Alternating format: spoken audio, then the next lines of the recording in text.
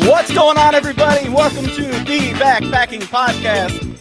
As always, I'm here with my good friend, Jeremiah Stringer. Buddy, you got one life, live it. How's it going? Hi, my name is Jeremiah Stringer, and I like to podcast. What's going on, Hawkers? Listen to John with the soundboard, man. I'd say something really funny that just happened. Yeah, go ahead. Okay, whenever we start the countdown, I always like go use the bathroom real quick. Yeah. Because we don't know how long we're going to be on here for sometimes. Yeah. And so if you don't get it out, you're going to be dancing by the end of this thing, right? Yeah. So especially when you're old, because I'm old now. So anyways, I run to the kitchen, I go to the bathroom. I don't pee in the kitchen. That would be really, my wife would be very unhappy with me. So I go to the bathroom and I come back through the kitchen. I go to grab a cheese stick, because I'm doing this keto thing. So like my snacks are like cheese basically. Yeah. So I grab one and it's soaking wet. Gross. And so dude. I'm like, what is that? So I put it back. I grab another one, come back in here. And I can smell my hands right now. We had scallops last week. And I think the bag leaked down into the basket that had all the cheese sticks in it. And now my hand smells like old scallops. It's disgusting, dude. Dude, you got scallopy cheese. Oh, it's terrible, man. It's terrible. Well, luckily, I mean, they're wrapped. It's hermetically sealed.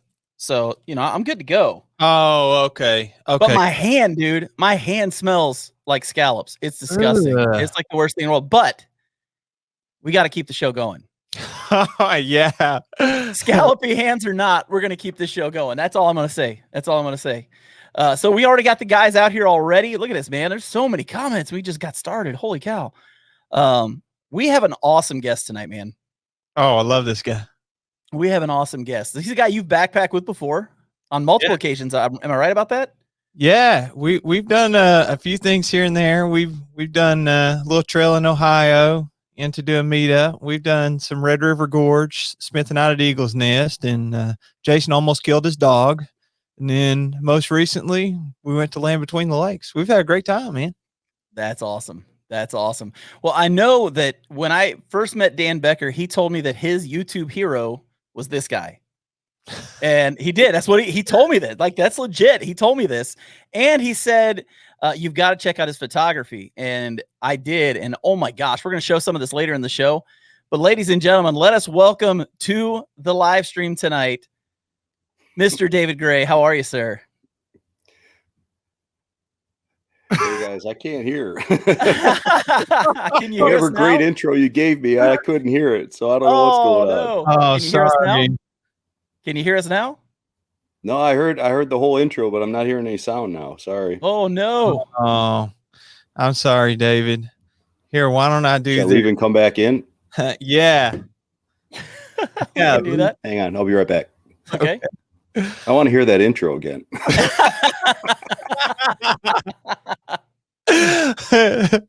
David.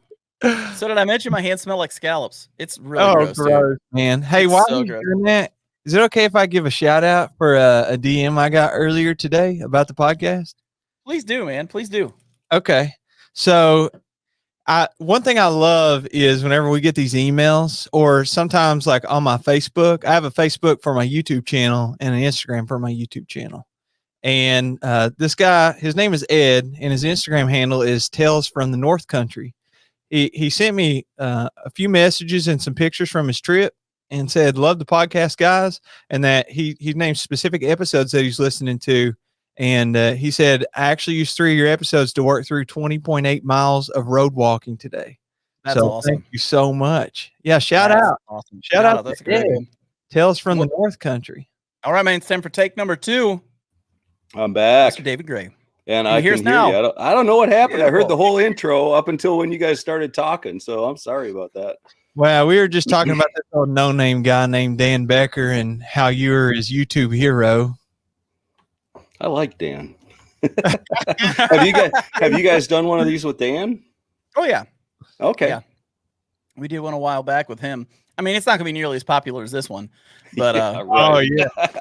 David, I was just saying, John's like, you've been backpacking with David a few times. I know that you and John don't know each other from the trail, but you and I think the first time that we met was at the Ohio YouTube meetup, which I still don't know if those meetups are a secret or not. I think they're kind of. I thought it was like a cult thing. It felt kind of like a cult thing.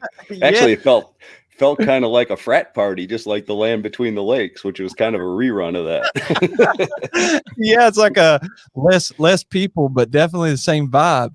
But I just remember I was sitting next to you at the fire and everybody was telling stories and you were doing this, the whole time. And I thought you had like epilepsy or something. And I'm going, oh man, because I hadn't met anybody on that trip at all, and I knew everybody from YouTube, but I had never met anybody personally. And so I'd seen some of your videos, but I had never met you. And then you're doing this and I'm going, man, I didn't know Jeremiah. I'll need to talk to him about that later. And you were shaking up your hand warmers because I saw you doing the same thing in the Land Between the Lakes. So now anytime I ever see anybody doing that, it's like I'm gonna my first thought is going to be they're going with the hand warmers instead of anything else. So. It's not Tourette syndrome. Yeah, but I remember, and you'll even see it if you watch my video of that, because I was filming you when you were telling some story, and you were doing that the whole time, and it was just like, wow, it's kind of. I don't know if I should include this in the video. The guy's got a disability or something. So. So sorry, that was my first thought of you, Jeremiah. But I've gotten to know you better since then. So. Jeremiah and his disabilities. Yeah, they're many. I will tell you that. So we got some comments for you already, David. So go ahead and throw these up here for you to see. I can't see the comment. Okay. Yeah, David has some great weather for his hike in Alabama. Well, yeah, we did. Yeah, and somewhere in that video, I go, now this is my idea of winter backpacking. Not that Land Between the Lakes, getting down to like 20 degrees, and you almost freeze to death. So. No, it was beautiful weather, man. It's the one thing I'd wanted to hike down there forever. It was in the Talladega National Forest, the Chia Wilderness, and there's a number of different options for trails down there. But man, for like a early season hike, if you wanted to do something in January, February, March, or even late season, when normally I wouldn't, because until like the last couple of years, I've actually done quite a bit more winter backpacking, and I'm really glad I did last year because the whole COVID thing really shut down. I don't know about you guys, but it pretty much shut down the whole real backpacking season because you just couldn't. Everything was just too weird, and I ended up getting in like 3 winter hikes last year, and I'm so glad that I did. And those were my first 3 winter hikes that I ever did. And so I wouldn't say I'm necessarily a convert on it. I do not like being cold backpacking, and I sweat a lot, and so like no matter what the temperatures are, so it could be like 20, 30 degrees and everything will be soaked. And then when you stop hiking and your body heat kind of cools down, and it's just like, oh, it's miserable. A new experience. Yes. I don't like being cold, but I do like getting the season extended a little bit. So it's a good option for that. Well, I went down beautiful area too, man. Yeah. I went down in November. We did part of the Pinhoti Trail up through there. Yeah. It seems like stretch. Yeah. So like every 20 yards was another view. It was just unbelievable. Yeah. I couldn't get over it. I didn't know that was in Alabama. So that was, I didn't either. That was pretty awesome. And the, early season when you don't have the foliage on the trees, it's like normally, I think if it was like, middle of summer, you wouldn't get those kind of views, but this time of year and maybe later in the year when the leaves fall off the trees, it's really spectacular. No, I love it. Love the area. See, when I went down in November, there were tons of blowdowns. Did you have a ton of that? Did you have a lot of blowdowns when you were there? We did. Yeah, we did in certain stretches. And I think you got to expect that anytime you probably get out early season, just from everything that happens over the winter. They just haven't gotten out and cleaned it up. But there were a couple stretches, I think, that had some tornado damage either from this year or earlier. And somebody had gotten out in there and done some maintenance because we were up on top, the ridge. And it was pretty narrow. There wasn't really any kind of, other than the trail, there wasn't any place to walk. And so if somebody hadn't cleaned that out, that would have just been a mess to try to get through. Oh yeah. Yeah. We had a couple spots. Couldn't even see the trail. It was so bad. But you were talking about Jeremy earlier from All Things Outdoors. So what's up, guys? One of the best dudes to share the trail with. So I paid Jeremy to say that. So he could go on the Dolly Sods trip with us. Wait. You can get paid to say nice things about you, dude. I'll say nice things about you all day long. Oh man. I'm easily bought. It's in the budget. Yeah. So we got another one that says the first backpacking videos I ever watched was Mr. David Gray. His stuff is the best. I'm just going to go through a few of these because you're getting a bunch of love right now. Just watched the new Alabama video before coming here. 25 watching, only 6 thumbs up. Come on, gang, smash that thumbs up button. That's right, people. Smash that thumbs up button. I like that. It's 2021. David, I thank you for being a huge part of me starting my rookie year of backpacking. You were way influential to me way before these other 2 clowns. Oh, that hurts, man. There it is. So just wanted to get you some love there as we got started here. I want to make sure that you get to see some. There's a lot more, but we'll get to those in a little bit. So I want to ask you, since you were mentioning winter trips, you, myself, I think I showed up late, but backpacking with Jason. Yeah. The off trail trip to the gorge. Yeah. I think Jeremy and you didn't just show up late. You showed up in the middle of the night in the dark in a snowstorm when we couldn't find the trail in the daytime. And I still talk to people about that. Was one of the most amazing things I had ever experienced, was the fact you ever found us. And I know some of it at the end involved us screaming down to you and you screaming back up to us, which was a little weird, but it all worked out in the end. Man, that was an epic night. Well, I had to reach a high point so that I could have enough cell phone service to call you guys. Yeah, that was a good night. I didn't know anything about where to go, but I wanted to ask you if you would tell us about how Mr. Backpacking with Jason, sir, almost murdered your dog on that trip. Right here it is. Well, see a shirt. Backpacking with Dad right here for the whole world to see. There we go. No, and before I answer that, Jason loves my dogs probably as much as I do, especially Jaden. Jaden's the old one, and but on that trip it was all off trail, and there really weren't. There were a lot of down trees, and Jaden's back legs, he's 15-year-old lab, and his back legs are lush. And so we were having to help him up constantly over these trees. And then on top of that, found out later, Jaden was not feeling well that night, and temperatures got down. We got a couple inches of snow, whatever it was. So it was a true winter backpacking trip. And Jaden was just kind of shaken by the fire, wasn't feeling well. And we ended up bailing a day early, heading out. And I found out later he had a real badly abscessed tooth. So he was just, and he is, if you've watched any of my videos, he's been around since the beginning. And man, that dog is a trooper. He lives to be out on the trail, and he'll never let me down. So he did what he had to do to make it through that trip. And then I took him to the vet and found out, man, he was really hurting. He was in some bad shape on that trip. But yeah, then Jason, next time he saw him was in Land Between the Lakes, and he was loving all over him. So it was, Jaden loves it. That's great. So somebody wanted you to know that you got them through the COVID lockdown. No joke. Binge watching David Gray videos, probably. There you go. That's what I did too. That's kind of where it all started. I didn't do back in the days when I started all of this. YouTube was really like Flickr for sharing pictures with your family and stuff. I mean, it wasn't for doing any of the stuff we do on it now. And so I was using YouTube at the time to like record my trips or whatever and share them with my dad, my sister, whoever. So it was really more of a family thing. And so I could, because I did all these trips when I was growing up. My dad was a college professor, and we would go on these like 2-month camping trips out west. He didn't have a lot of money, but he had a lot of time. And so we would pack up the old station wagon, the Woody station wagon, Vacation, Chevy Chase Vacation. Yeah. We had one of those, and we would we would start driving, and we would camp in the old national park campgrounds that were $5 a night. And back in those days, they were never full. You just pull in, you'd find some camp spot, and that's what we would do for like 8 weeks at a time.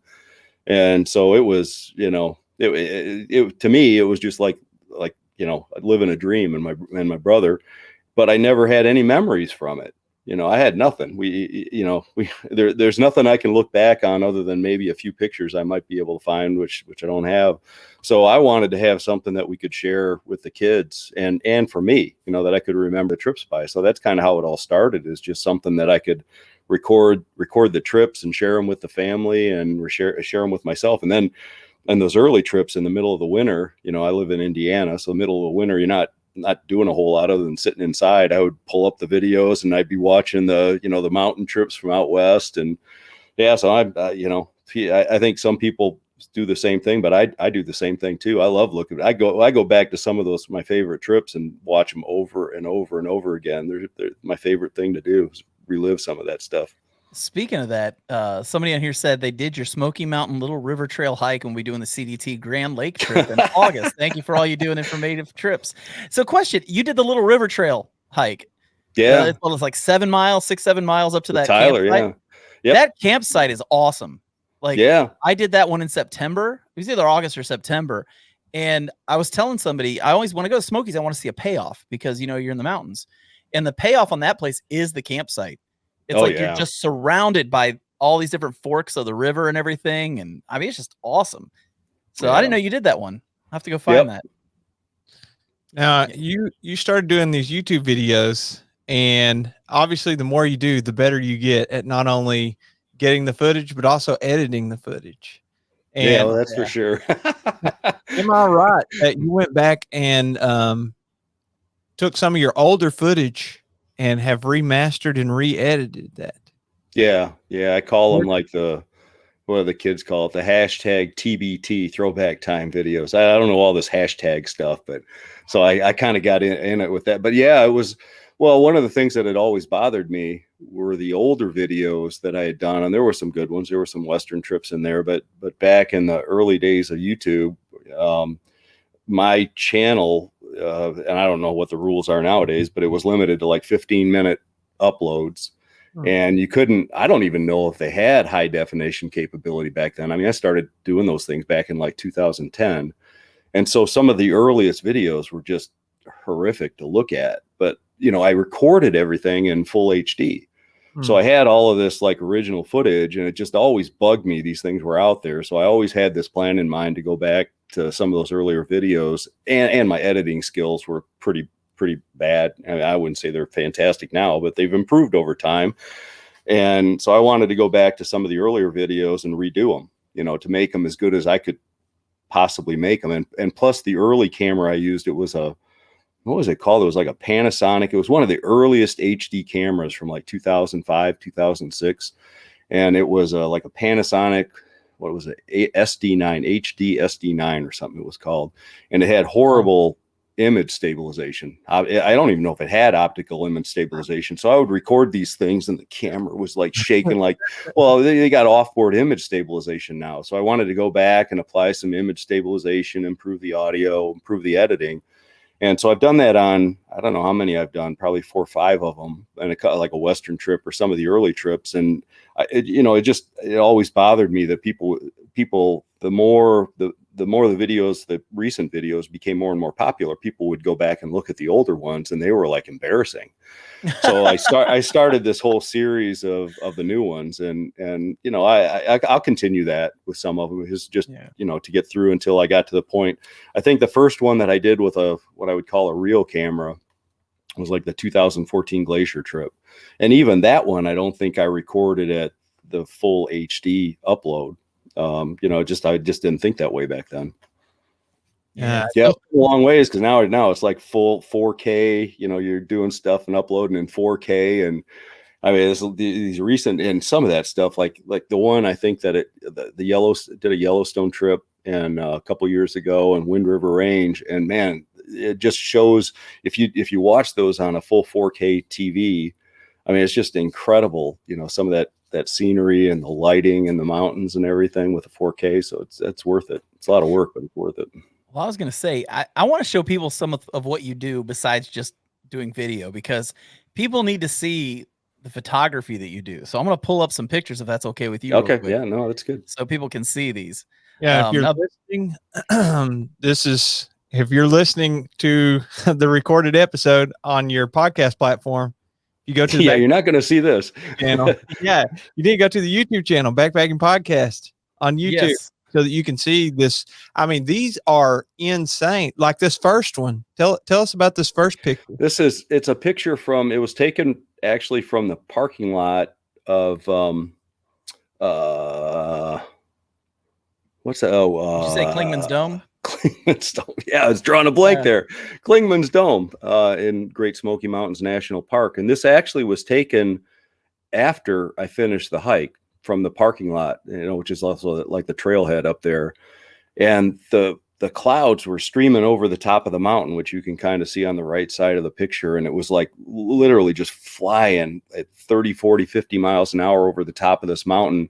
And so every few seconds you would get a different kind of shot. And this was actually kind of looking out over the mountains. It was just a spectacular scene. And it was late in the year. I think I did this hike in October.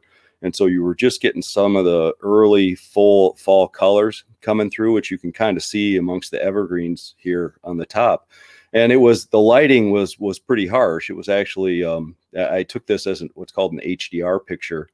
So it was at that time, I can't remember which camera I was using at that time, but it was a compilation of multiple exposures.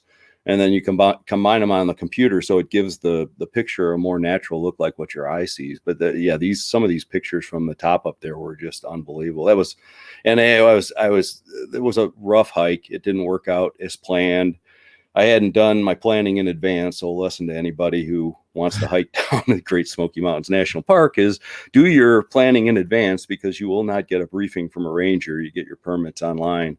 And I didn't realize many of the trails that I needed to hike on this trip were going to be closed. And so I had to bail early. And I actually got back to my car through a shuttle service. I think I bailed to the Elkmont campground, which was about, a full hour plus drive away from where my car was. And then I had to figure out how to get back to the car. There's no cell phone coverage, by the way, in Elkmont campground. So I was lucky I found the little park kiosk. And I mean, it was literally some lady that had a cash register and was selling, like 3 little counters full of stuff. And she had a landline phone. Who has a landline phone anymore? Yeah. Wow. And a phone book. So it was like, when's the last time you went digging through the yellow pages of a phone book to try to find a shuttle service? But so I'm calling shuttle service after shuttle service, and most of them would come out, and then finally some lady said, yeah, I'll come and get you, for $120 or whatever. And it was the best $120 I ever spent in my life. And I was so happy when I took that picture. I had made it back to my car. I had survived the trip. And it was literally one of those trips you don't say, hey, I successfully completed it. It was literally, I survived this trip. And I was pretty glad to be up there. And then I was greeted by that scene with that picture. So it was pretty impressive. That's awesome. We got another picture here. Jeremiah, if you want to pull this one up real quick. Yeah, for sure. Let us know where this one was. This is Glacier National Park. This is Lake McDonald Lake, I guess it is. And for anybody who's ever been out to Glacier, this is the scene that's always there. I've done 3 glacier trips, and I've probably done another 3 or 4 like car camping trips or drive trips through there. And this is the same scene that's always there. Probably a little different. A couple things have changed it. They got some invasive species in that lake, so they got a little wigged out about letting anybody kind of go boating in there anymore. But you could rent these boats and kind of run around in the lake. And this was the morning before we started our hike. This was in 2014. We did the North Fork area with my son Christian, and we were starting out at Bowman Lake. And you always stop in Apgar Village, and there's like a little restaurant there that you can get, your basic standard breakfast that I like to have: scrambled eggs and hash browns and bacon. And then you walk over to the lake, and there's this beach there and this dock area. And every single time I've ever been to that spot, the lighting is different. Everything is different about it. Last time I was there were forest fires in the background. But the lighting, the sun was just kind of coming up over the mountains. The view was like looking straight east. And that was also another HDR shot, because I was kind of taking it right into the sun. But it was, just a spectacular scene. And the thing is, you kind of get used to seeing stuff like that in Glacier. It's pretty typical scene in Glacier in the early mornings. Now, how do you decide how to compose those shots? Well, I'm a fan of, the old Kodak rule of thirds kind of thing. It's like you divide your picture.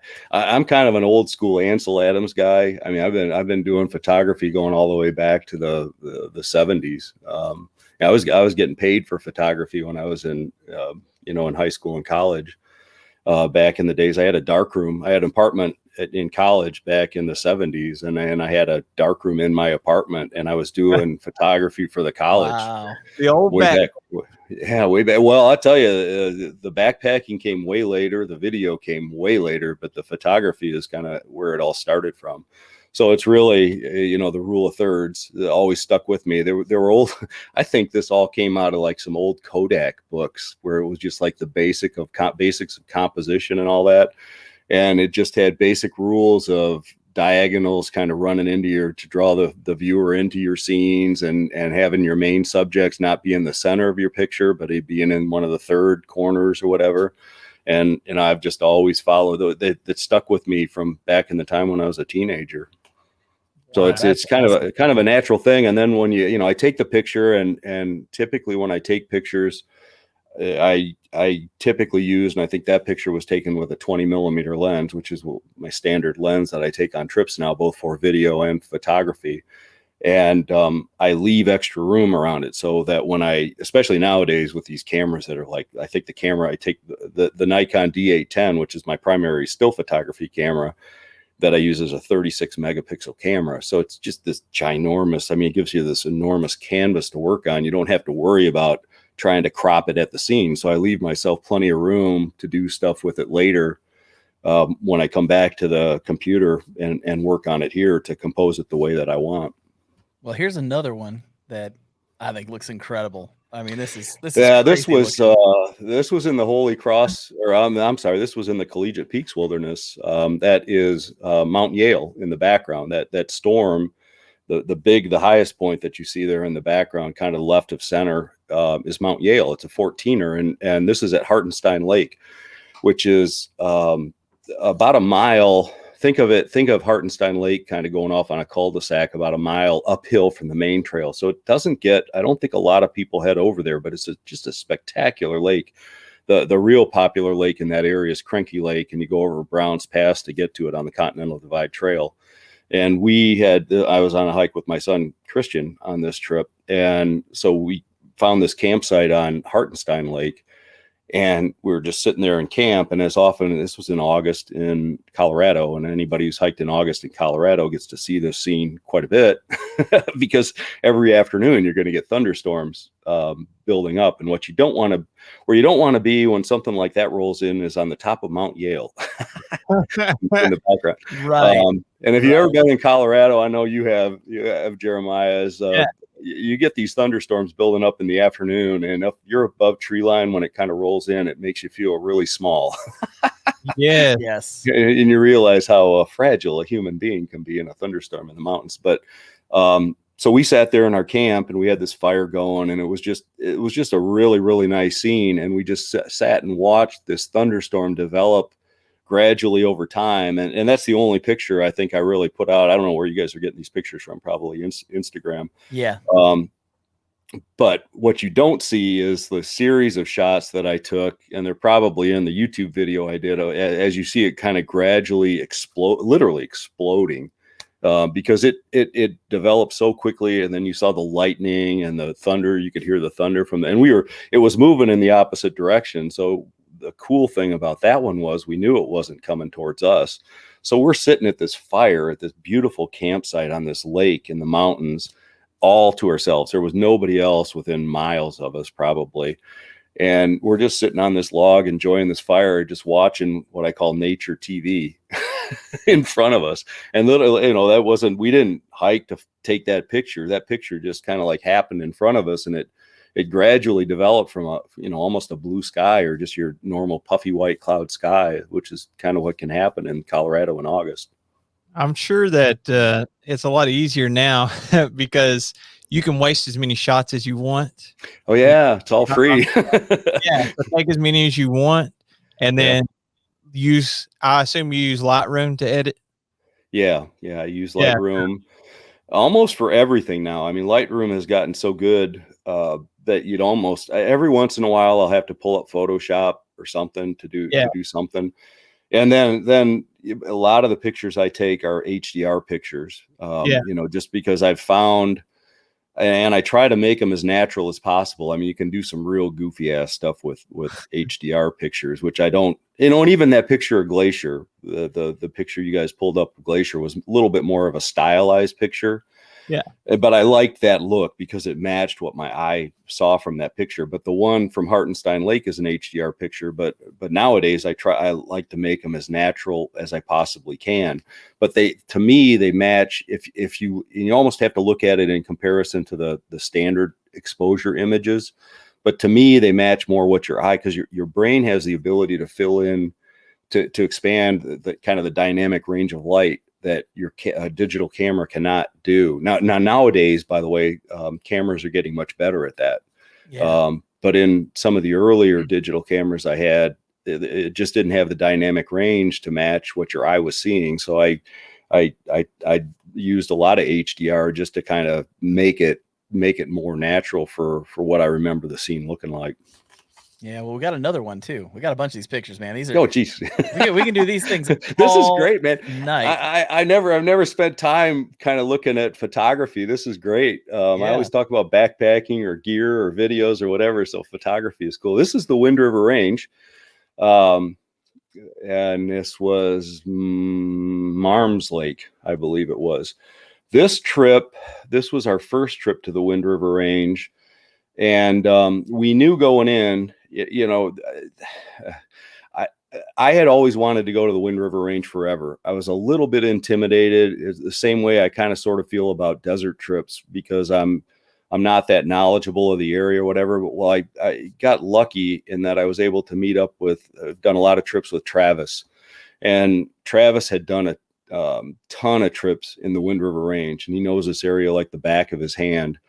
And so, we said, hey, let's go and do the winds. And the problem is that Travis works in the NFL.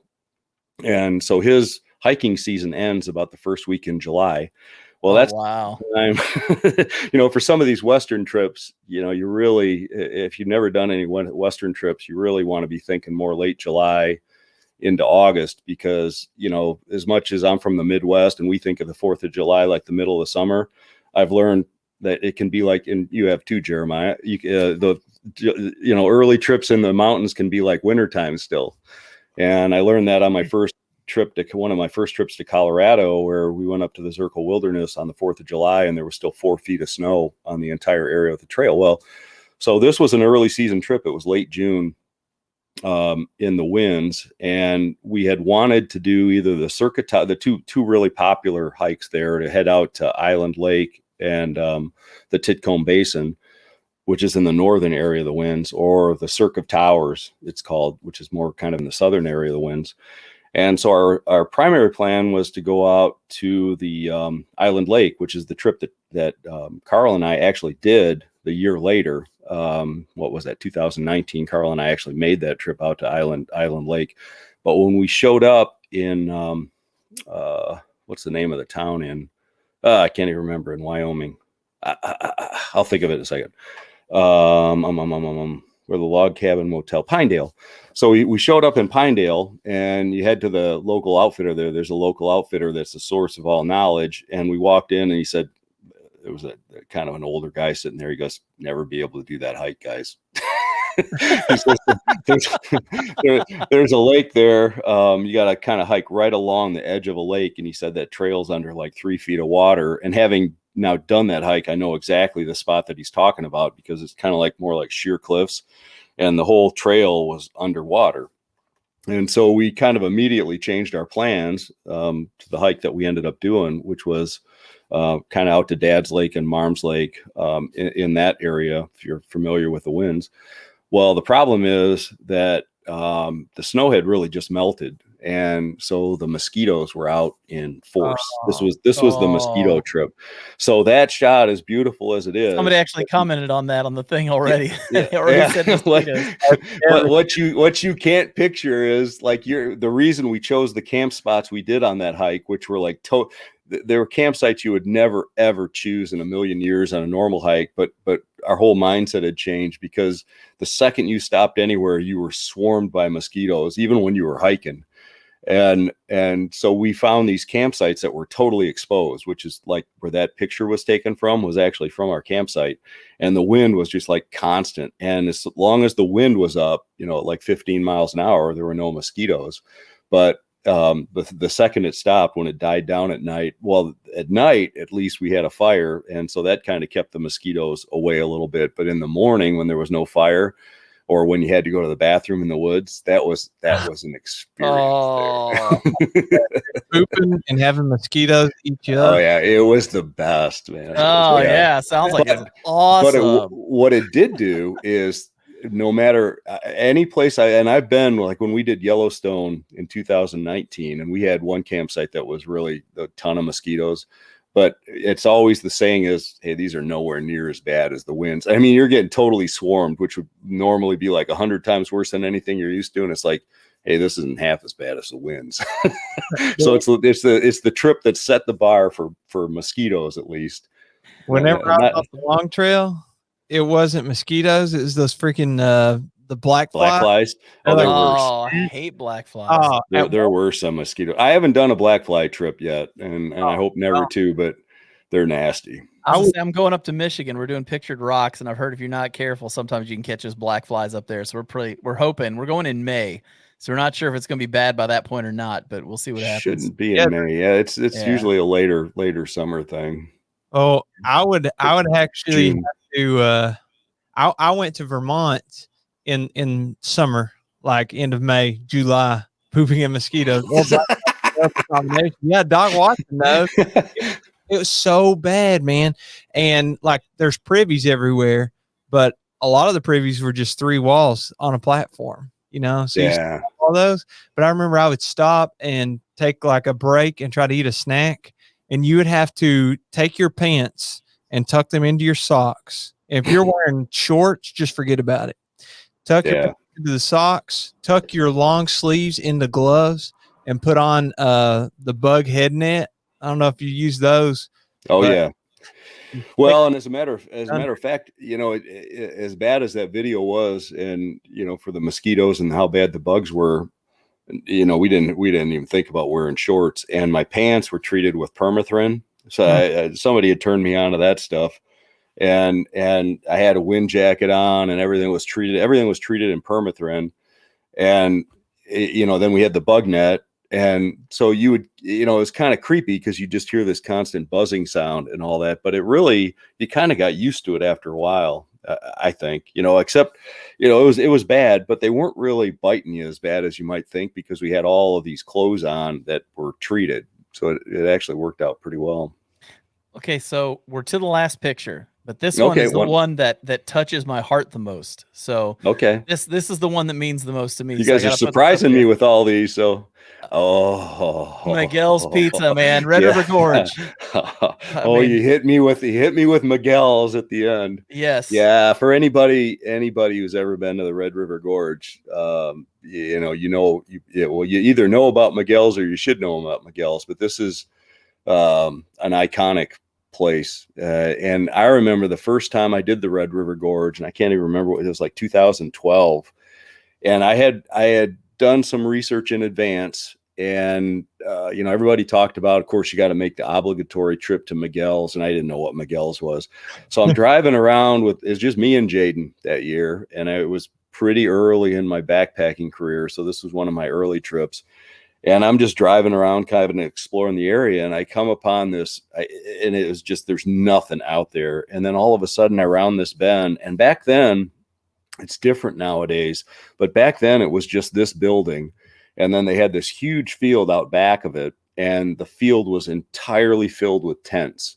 Yep. This was probably in April. I think it was in April. And I see these and it just struck me, because it was like, man, I am in the middle of nowhere, and here's like 200 tents. And I came upon this parking lot, and the parking lot was just packed with like hundreds of cars. And I go, this has got to be Miguel's. And so I pull in the parking lot, and I see this site. This was back in 2012 was the first time I was there. And it was like, oh man, this is Miguel's. And it reminded, and I'm walking around with a camera, and it's all these college kids. it reminded me of like Woodstock is what it really Oh, yeah. reminded me of. And everybody's looking at me funny, you know, and I walk around with a camera a lot. I've done a lot of crazy things with the camera filming people, but I've never had people look at me like I'm some kind of like narc or a cop or something. And so I really felt like awkward filming anybody. So I kind of put the camera away because they're giving me these dirty looks like, hey man, who's this cop walking around taking pictures of us? But they're all kind of out doing all these kids doing their things, and they're dressed like, you know, they're dressed like Woodstock. And they were all rock climbers. You know, that's like the big mecca for the rock climbers, yeah. and they just hang out there. And back in those days, it was all in a tent. And then Miguel's would have breakfast burritos in the morning for them. So they would feed them, and they had just incredible pizza. And it's the place, my pizza had always been growing up, and to this day, it was always ham, bacon, and pepperoni. And so that's what ham, bacon, and pepper. So I walk in Miguel's and I order a ham, bacon, and pepperoni pizza. And they say, well, what's your fourth ingredient? And I go, no, I just want ham, bacon, and pepperoni. And they go, well, it's the same price. If you've ever been to Miguel's, it's the craziest thing ever. They charge you one price for no, like cheese. Then they charge you another price for 2 ingredients, and another price for 4 ingredients, another price for 6 and 8. So the price of whether you get 3 or 4 ingredients, it's the same. And I'm like, well, that's the craziest thing I've ever heard. And I think it's still that way to today. You know, it's just the crazy. So I go, well, what do you suggest? And they go, oh, we make a killer handmade chorizo.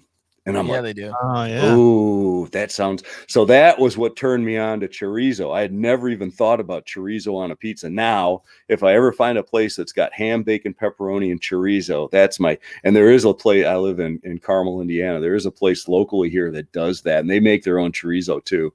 The crust isn't nearly as good as Miguel's, but yeah, that was. And on top of that, so I go, what kind of beers do you guys have? This is 2012. It's different now, but 2012, they go, that's a dry county. And I go, it's a dry county. And they were all walking around with their Ale 8s. I'd never seen Ale 8. Everybody's got bottles of Ale 8, refundable bottles, you know, the kind that you don't throw away. You know, you get your 5-cent deposit back. And I go, you guys don't, I gotta have, this was like after I had hiked all day, and I hadn't backpacked that particular year. We were kind of exploring it. So I had a campground at Coomer Ridge Campground, and we had a camp. It was me and Jaden were going to share our pizza. And I'd set up a camp. So I'd gone down to Miguel's to get the pizza, and I go, I gotta have beer. And they go, well, you can go just up to the county line at the beer trailer. And I'm like, oh, okay, beer trailer. So I'm thinking like some Winnebago, some dude selling like 6 packs of beer across the county line. And so I go driving up the road, and I can't find the beer trailer. And I drove, she said it was about a mile up the road. So I drive about 4 miles up the road. There's no beer trailer. So I go back to Miguel's, and I go, I couldn't find the beer trailer. And she goes, oh, you can't miss it. It's like there's flags all over the place and everything. And so I keep driving, and I finally find this place that's got all those flags kind of hanging out that flutter in the wind and all that. And it wasn't a trailer. It was just ginormous. But I bought our beer for the night, and Jaden and I went back to Coomer Ridge Campground and shared that pizza. And I didn't give Jaden the beer, but I did give him a little bit of the pizza. Anyways, it's kind of a long story to explain the Miguel's picture, isn't it? Well, but that Miguel's picture was just taken recently, so it's a little different now. My first trip to Miguel's was in the 90s. I was in college in Eastern Kentucky, and we came out to the gorge. These guys were like, you have to come check out the gorge. And I was like, I'm from Ohio at the time, and I'm like, I have no idea what they're talking about. And we got to Miguel's afterwards, and I mean, now we're talking almost a 30-year relationship with Miguel's for me. So mine's shorter, but well, it's totally different now. I mean, they've literally turned it into like a, you know, almost like a hostel type place. They have a big building out there where everybody stays, and it's more of a you know, built up structure out there. Oh, and the inside looks like a restaurant now. It doesn't look like a bunch of bus seats. You know, I think they've made it bigger too than the first time I was there. I think they've expanded it out the back, so it's they've done a good business, and rightly so. It's you got, if you're ever in the gorge, you got to go there. Yep. Yeah, I think David, I have to ask you. We're big on hitting the hard hitting questions. Okay. On I can see that on this podcast, and so everybody wants to know this. This is kind of that unicorn thing, like where people just don't know how it's possible. But why does your hair always look perfect? Well, Like you look at any of your trip videos, it seems like your hair is always perfect, and it's just like, how does this guy pull that off? well, if you look at the last trip video, many of the comments have been about my bedhead hair the second day because my hair, it's kind of slicked down here. I actually took a shower, right? But I wanted to clean up for you guys. So it's actually kind of a little bit wet and everything, but it's a little longer than it normally is because of the whole COVID thing. I haven't been going and getting it cut as often as I normally would. And I usually would keep it kind of short for trips so it wouldn't look too gnarly, but on this last trip it was kind of long, and I had this just epic mohawk thing going on the second day, you know, from like the day of, you know, trail grime and sweat and dirt and everything. So it's almost like gel and, you know, trail gel in your hair, and then they're tossing and turning all night long. So actually people have, you mentioned that, but people have made the comment on this last video that I had like the epic, you know, trail hair going on the second day. So not always like that. What's the deal with the green buff? That is, I don't remember when I got that, but it's a merino wool buff. Actually, Buff is the brand, and they make a million different styles of that kind of thing. Most of them are like in a polyester material, but I really wanted something that was wool, you know, that I could use in various ways. And back in the day, they sold an army green one. So I go, okay, that sounds like cool. And so I use it like for temperature regulation, mostly, you know, because it's just kind of a thin layer of wool. And the cool thing is that you can also double it up, you know, if you want it to be a little bit warmer, or you can use it to wipe things down, or as a neck warmer. You can make it into like a gaiter kind of thing if you want. But it's just unbelievably versatile. And so I've always used that thing. But I remember my original, somebody out there has my original green one, my cherished original green one with all the holes that I had earned over time. I lost it at the the Ohio YouTube meetup group thing, November of 2019. So somebody out there has my original, but I remembered, and they don't. $50 says it was restless. $50 says it was restless. Probably it was, but the thing is, they don't make that color anymore. They don't make that original army green color. So I ended up buying a replacement for it, but they call it like the spruce color, which is more of a bluish green type color. But then I remembered I'd actually bought a second one for my son in the original army green, and he never liked it. He never used it. And so I found that in, like, you know, like you're buried deep in your bins that you've got out in your storage thing. So I actually have the original, my second version of the original army green one I still have. But yeah, that's nice. It's just an unbelievably versatile thing for temperature regulation, you know. So I can put it on real quick, or I can double it up, or I can, you know, I can flip it around if it gets all sweaty. You know, you can do all kinds of things with it. You can filter water through it if you get real nasty water. Apparently SBO fanboys stole it. That's what I was going to say. I said everything I have that either Kevin or Andy are wearing that right now. They both might be at the same time. I'm not sure. Just like one person can. One person can. Probably find it on eBay sometime. They're gonna do another one of those gear giveaways on their live stream, and you're gonna see, we've got David Gray's original buff right here. I'll buy it from him. John, you weren't at that meetup, David. I remember David was looking around for that thing, and poor guy, he was so. Well, I had it when I showed up, and then later on, it's like, where is that thing? And then I couldn't find it. And you know, you never find it. You can't ever find it. And you know, this was like November, and all the leaves are down off the trees. There's like no chance of ever finding it. Yeah, he left in a panic, man. Just my green buff, and his go-to is just plop it on the head. You don't do the beanie. No, you don't do like the bandana style where you tuck it over itself.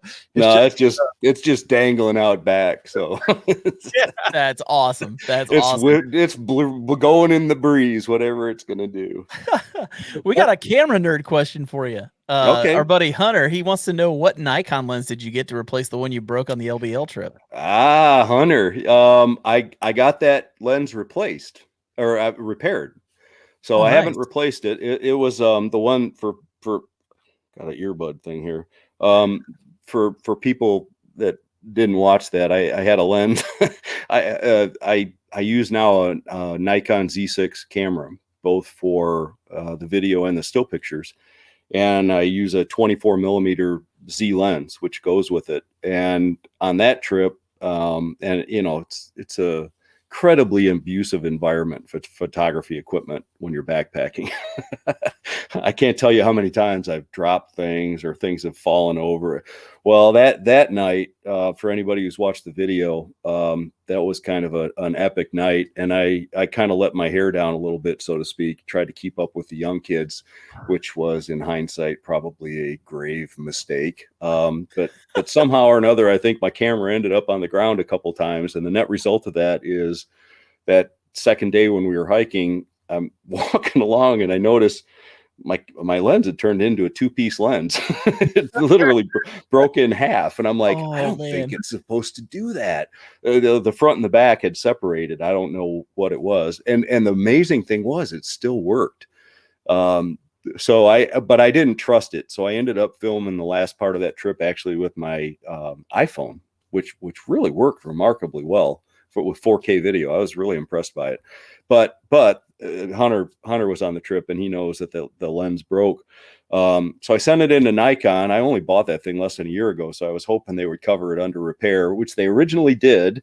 And then they sent me back a thing, said, oh, by the way, we've noticed there's some impact damage on this thing. It's not covered by warranty. So it cost me a little bit of coin to get it fixed. And I'll answer his question, because I did use a different lens on the Alabama trip, because I didn't have it back yet.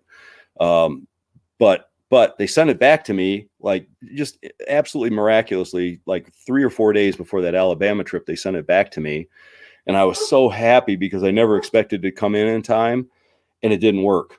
I put it on my lens, and all it did was I'd turn the camera on, and it would say lens error, and it wouldn't recognize the lens was even there. It would make all these funny noises, and I was, so I was hoping it was something on my part, you know, that I maybe a firmware update or something I had to do. No luck. I had to send it back in for repair a second time. And I did get it back, and it does work perfectly. So it'll be on the next trip. But in the meantime, before when I originally got the Nikon Z6, I didn't have any Z lenses. There were hardly any of them out. And so they make what's called a FTZ adapter, which is an F mount to a Z mount adapter. And I have a ton of old lenses. So on this Alabama trip, I actually used my 20 millimeter F mount lens with the F to Z adapter. But if you ever look at the original trip I did with the Z6, which was, the Z6 is a phenomenal camera, but it's a hell of a learning experience to dial it in, how to work it. And I used it the first time on my first trip in 2019, and I didn't, the problem with using those F mount lenses is, with an external microphone, I use a Rode Stereo Video Mic Pro microphone. It picks up everything. I mean, it's unbelievably sensitive microphone, and those F mount lenses have a lot of focus motor noise. And you'll even notice it a couple times on the Alabama trip. I've learned since that I have to put it in manual mode and focus it manually, so it doesn't try to focus automatically. But if you leave it in automatic focus mode, just constantly you hear this from the focus motor trying constantly, you know, even though it's in focus, it's trying to just adjust it perfectly, and the noise gets picked up by the microphone. So it's the 20 millimeter F mount lens is a fantastic lens with that, but you really, you know, it's a little bit of a high maintenance thing. You got to focus it manually, and I forgot a few times. Yeah. There was a guy actually who, Watts Wildlife said, hey guys, I go to Murray State University 30 minutes from LBO. And believe it or not, I was in the same Pixel Bay the same morning you all, not 300 yards from your camp photographing eagles. Yeah, he was. Small world. I think he was over. I think he was over by the boat ramp that was right across the way from where we were camped. It's crazy. Yeah, it's well, and yeah, there were people. I mean, that night there was boats going by, and they were doing some stuff with the Asian carp. You know, it was a lot of stuff going on that night. Yeah, and the ice was waking me up. The lake literally freezing. Yeah. And then cracking and waking. Yeah, that's the first time I've gone down to the water source, and I had to break myself a hole in there in the water to find a way to get water in the morning. And then I don't know if you did this, Jeremiah, that morning. There was like only one spot where you could go out there and get water, where there were rocks and stuff. And I'm getting water out of the lake, and there's like a dead carp like a dead fish, like 4 inches away from where I was collecting the water. It's like, oh man, gotta go find a new spot. I don't want carp tasting water. Timmy had one of those like pump, like you could pump the filter, and then it's got a hose so you can fill up like multiple bottles. Dude, yeah, that was one of those spots that would have been great for a filter pump like that. Yeah, there were still dead fish. For those that don't know, like Kentucky Lake and Lake Barkley are on each side of LBL, and there's Asian carp getting in there, and they're super invasive. And so they were like, they had a boat out there with a giant fishing net trying to get rid of as many as possible. They're doing a lot of work out there. Epic trip though. Now, okay, so the Asian carp, are those the ones where if they put the ones that jump? Yeah, and they go flying on, like smack people in the head. Well, they get agitated and they jump out of the water. So you can imagine you can't like do any, if they get bad enough in the lake, you can't do any water skiing or anything. Because they'll just nail you. Yeah, they're nasty. Well, I've seen videos where they're catching them by like doing something to agitate them and they jump right in the boat. Yeah, that's the Asian carp. So we have a request, Jeremiah. People are wanting you to do the poop hammock review at some point. So I was going to ask David. So that was a poop hammock review. David, what did you think about the poop hammock that I brought? That was that was awesome. I don't know that I would use it necessarily for its intended purpose, but I was thinking even for a place to sit down on the trail, like if you stopped and you wanted to, there's so many places I've gone where I'm not taking my camp chair and there's no place to sit, no sitting logs or whatever. It would just be awesome just to kind of take a load off. Definitely take a load off. That thing does double duty. It does. It's 2 kinds of loads. Yeah, that's right. Yeah, that was the first time I'd ever seen that. I was impressed. Yeah, that's a pretty impressive piece of gear. Let's see. We got some more comments coming out of here. Poop talk time. Everybody was waiting for it. It's gone downhill. Yeah. David Gray is the coolest OG hiker and camper. Love his dogs. Can we talk about your dogs for a second? Because your dogs are the rock stars of your videos. Yeah. Oh yeah. Yeah. No, I get it. You got it's Jaden and Bailey. And Jaden is actually spelled, everybody spells it Jayden. It's actually Jaden. And he's been with me on every trip since the beginning. He's about I think he's 15 years old now. So he's been hiking since my first hike, and he's still knocking out the miles, but he's definitely and what's amazing about him is if you see him at home, his back legs, his muscles are almost gone in his back legs. He's had knee surgeries on both knees.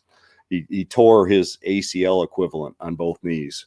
I don't know if it was a genetic thing or whatever, but that was years ago, probably when he was, probably close to 10 years ago. And the net result of how they had to fix that is I think it changed the geometry of his muscles. So his muscles have kind of atrophied. So his back legs he uses almost as like stilts when he walks.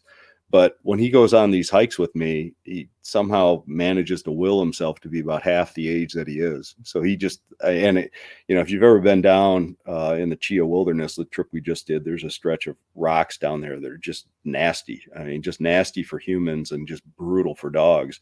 And he would get his legs stuck down in these holes and he'd dig himself out. And I mean, he just like wills himself to keep going because I think he lives to be out on the trails still, and he doesn't want to let me down. He doesn't want to let us down. And then Bailey is the chocolate lab. She's, I think, 6 now. So yeah, a lot younger, but she's the beast. And the personalities of the two are just as night and day as you can imagine. I mean, Bailey's like a Tasmanian devil. And I mean, she's got two energy positions, on and off, and there's like nothing in between. And Jaden is like the most mellow, gentle, sweetest dog ever. And the thing about him, and everybody who's ever hiked with him, I think Travis, the first time he hiked with Jaden is the dog that wants to make sure everybody's okay.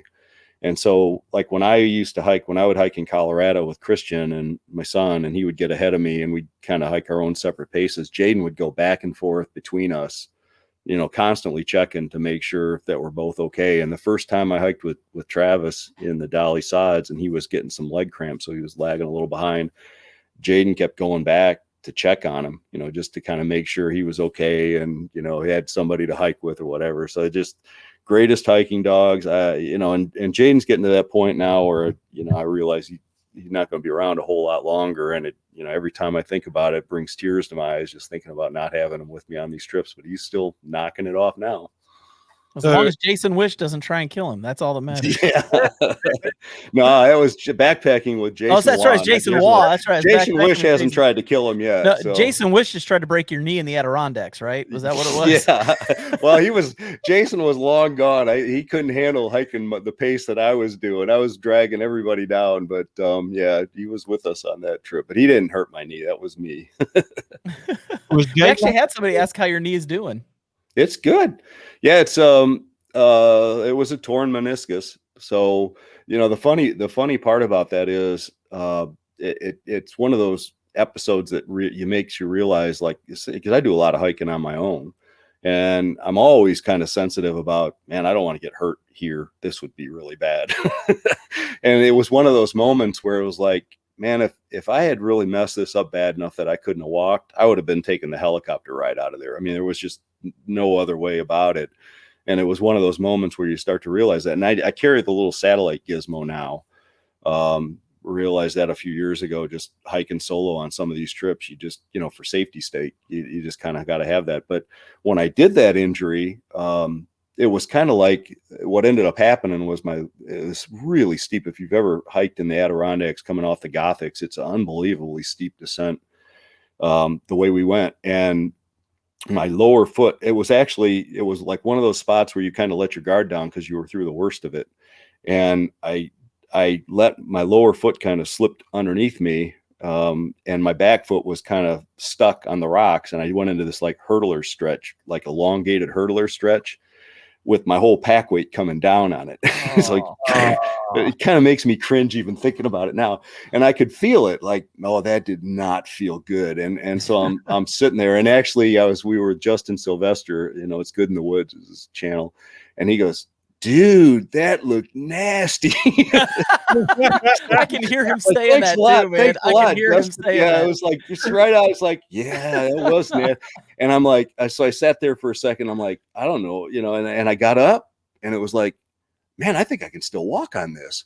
And I'm like, okay, I think I'm okay. And it didn't swell up or anything. So I'm like, yeah. And I knew I could tell something was goofed up on it, but I could still walk. And so we walked the couple days to get out of there. And like it was, and I had a knee injury similar to that before that have actually healed up, you know? So I go, okay, I give it enough time and it'll heal up. And the problem was, like 2 weeks later, it was getting better. I was riding my bike. I was doing spin class. I was doing all the stuff I normally do. And I twisted on it somehow wrong, you know, just going to bed, you know, I was just getting ready to get in bed, and I didn't even think about it. And the pain I felt, so the little torn part of the meniscus, which may have actually healed, I think it was still intact and in place. It got into a bad spot of the knee, and it's what they call a bucket handle tear. You know, I've learned a lot about meniscus tears, and anybody who's had one probably knows what I'm talking about. But it's the meniscus looks kind of like a crescent moon, and I had torn like the upper part of it. And what happens with a bucket handle tear is that's dislocated and makes it look like a bucket, right? So it's got a handle and a bucket, and the handle portion of it had gone into a part of my knee, the joint of my knee, and I couldn't straighten my knee out anymore. And the pain was just incredible. And the worst part was it never went away, you know, and I couldn't straighten my knee out entirely. So I couldn't sleep real well, you know, so my knee's kind of like cocked the whole time I'm trying to sleep, and you would fall asleep. And so your knee would naturally relax, and then the pain would wake me up. And so that went on. So I got it, you know, the whole process of going into the orthopedic surgeon, and then goes, you know, they take x-rays and yeah, you know, looks like something here. We got to get an MRI. So then you got to wait. And this is all in the days of COVID, right? You know, so everything takes longer. Then I go get an MRI. Then you got to go back to the orthopedic surgeon. He says, yeah, you got this hand. And he shows me all the beautiful pictures of how messed up my knee is. And then on top of that, oh, by the way, you're really old and you've got arthritis in both knees. So it's like, the beautiful part of that whole process is you get these wonderful high resolution pictures of how messed up your knees are after, you know, 50 years. I had a knee injury in January, and same thing. Like what it was for me, we were hiking up the area where you guys were when you went to the River Gorge with these guys, and we're hiking along the Sheltoe Trace, and we hit there's like a boulder sitting in the middle of the trail. So I walked up on it, jumped off, and when I jumped off, I landed funny and jammed my knee. Oh, And I remember like it made a weird noise and adjusted that's strange. never good, man. And the guy who's hiking with me, he looks at me and he goes, "That didn't look good." And I'm thinking to myself, I'm okay. I'll walk this off. And so we hiked another 8 miles, I think 9 miles or something like that after that, and got to camp. And I told him, I said, if I wake up in the morning and I look at you and say I'm done, I'm done. And so I woke up the next morning and looked at him. I was like, I'm done, dude. And we ended up hiking 2 miles out to the cars, and I ended up going home. They honestly, I got an MRI done on it. And the first guy who read it said I had a torn meniscus. And then when I went and looked at it, the doctor played with my knee for a while, and he goes, does this hurt? And I said, no. And he touched something else, and that's what hurt. He said, that's not your meniscus. And he basically told me, he said, when you know how you've ever jammed a finger? Yeah. He said, you did that to your knee. Okay. So it'll heal. And he said, yeah. So he said, you got to just stay off it for about 6 weeks. And so but I found out the same thing you did. He goes, yeah, you have some arthritis in your knees. I was like, yeah. Awesome. Well, and I had always, the sounds, I'm older than most of the folks out on the trail. So, my knees have gone through a lot of wear and tear in 6 decades or whatever. And, so I knew that, when the sounds my knees make, like when you go to the bathroom in the morning, is like, but the good news of the whole thing is, and so they said, yeah, you got some arthritis in there. But the good news is the weight bearing cartilage is healthy. Yeah. So yeah, my knees will make some noises when you're bending them and all that. But in terms of just the weight bearing stuff, like when you're, just standing, I'm in no pain when that happens. And so, as long as I kind of take it easy and try to keep the pack weight down and everything, I think I still got some years in me. Oh yeah. Well, I know it's that sound of like walking on cereal. That's what I always compare it to. Like if you were walking on a thing of Cheerios, that's what my knees sound like when I straighten them out sometimes. I know that sound. Yeah. Both of you guys had your backpacks on when you had those knee problems, right?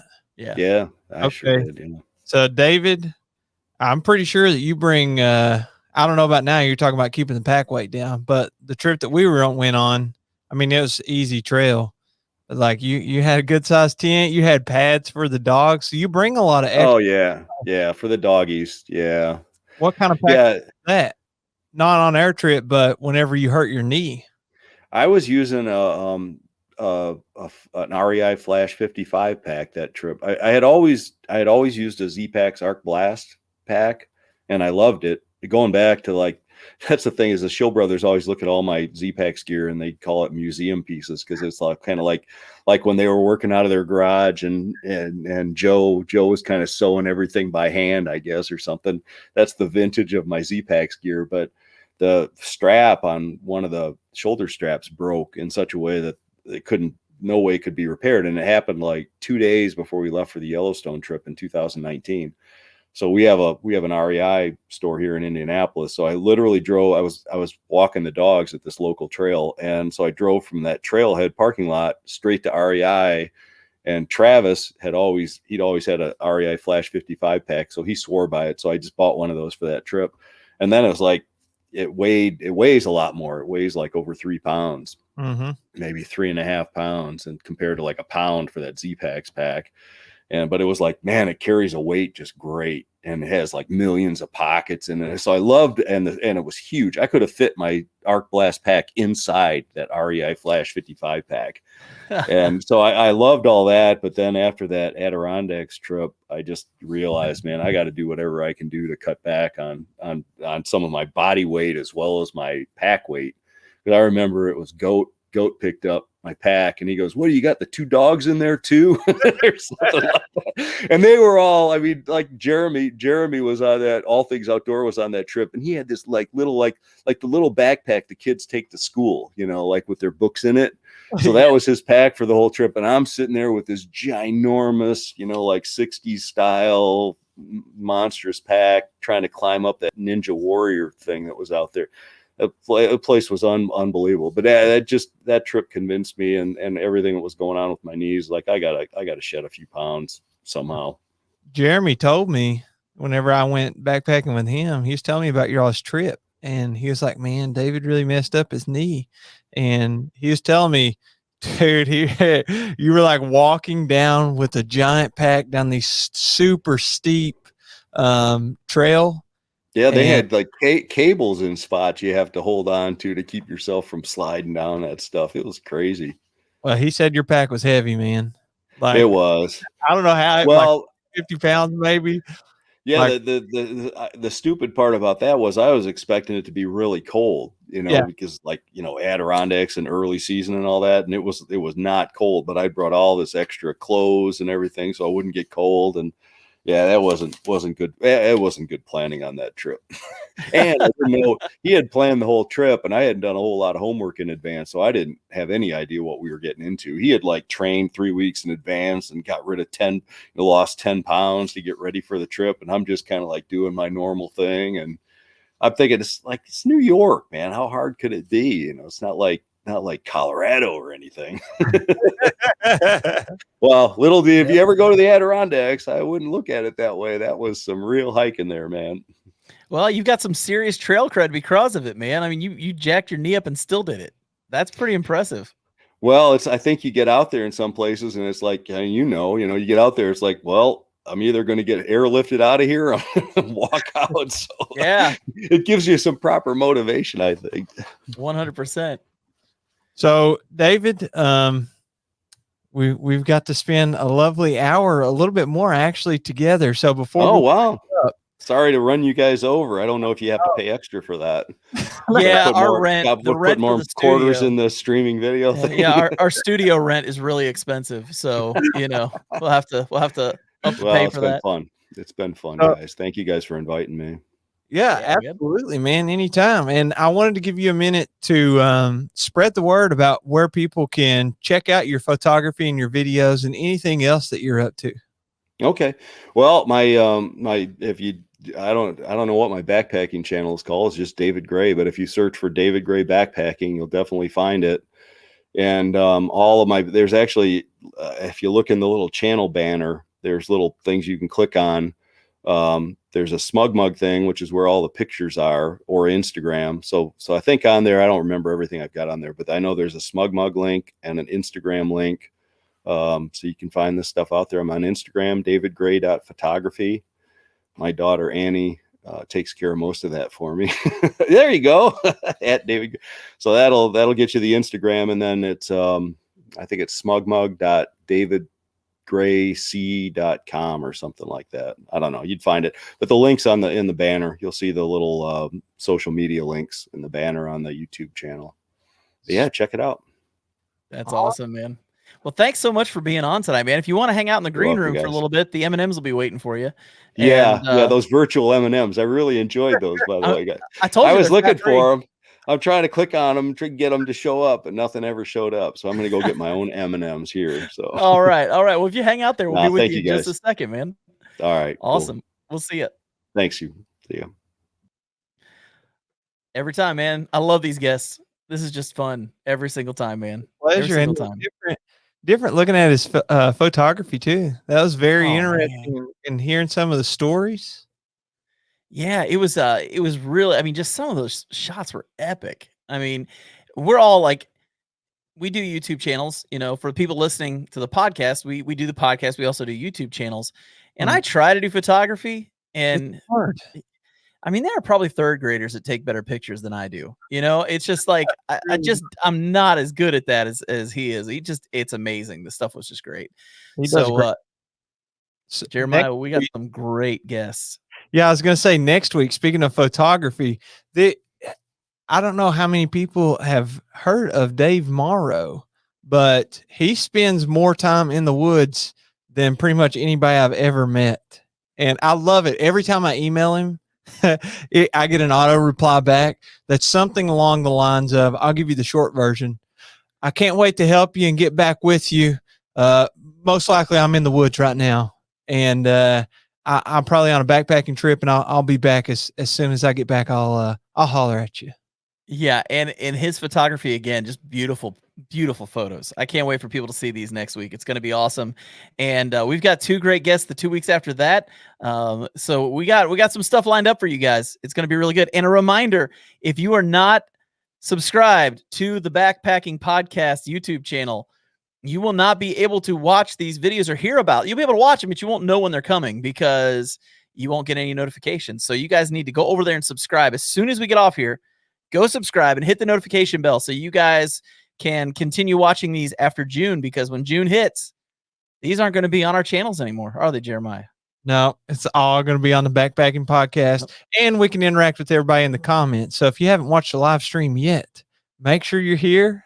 Make sure you're checking it out. Comment. We can show your comments on the screen for those that are just listening, and you get to interact with the guests. So it's always a good time. Thank you, everybody. See the Pizza Ninja. Amazing show. Thanks, guys.